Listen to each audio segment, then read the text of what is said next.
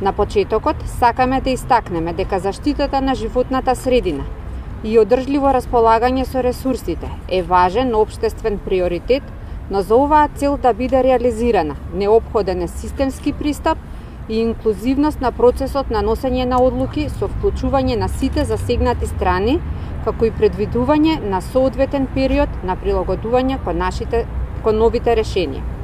Во таа насока, групацијата истакнува барање за целосно одложување на примената на законот за управување со пакување и отпад од пакување, бидејќи е донесен без консултација на приватниот сектор и погодува цела индустријска гранка. Со новиот правилник за стандардите за биоразградливост, употребата на оксобиоразградливите кеси останува до 1 јуни 2023 година, а потоа треба да бидат заменети со биоразградливи. За тоа да се обезбеди, потребни се дополнителни инвестиции, обука на вработените, а дадените рокови се премногу кратки.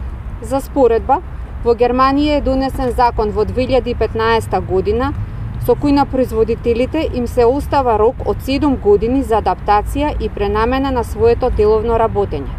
Исто така, во ниту една држава не е целосно забранета употребата на најтенките кеси под 15 микрони, кои се користат за размер на овошје и зеленчук, како што е кај нас.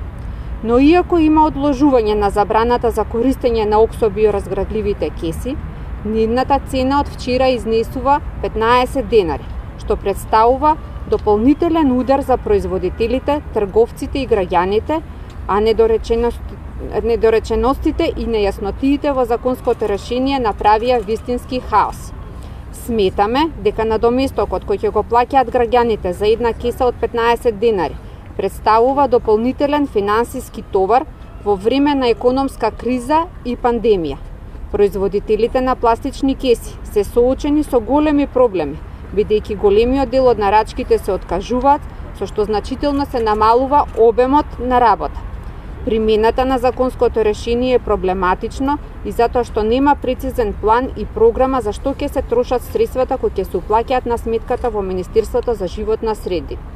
За надминување на состојбите, денеска упатуваме неколку барања до Министерството за животна средина.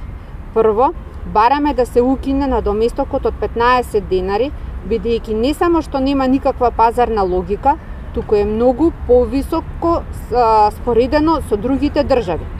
Компаративна анализа која направивме покажува дека цените на кесите во Србија изнесува 7,5 денари, а во Грција 9.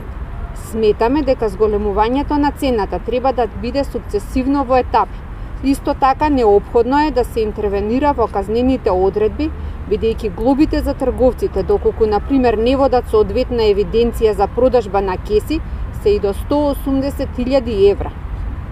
Од овие законски измени директно е засегнато обстојувањето и екзистенцијата на 32 предпријатија и 600 вработени физички лица, не вклучувајќи ги надворешните соработници како добавувачи на репроматеријали, дистрибутери и слични.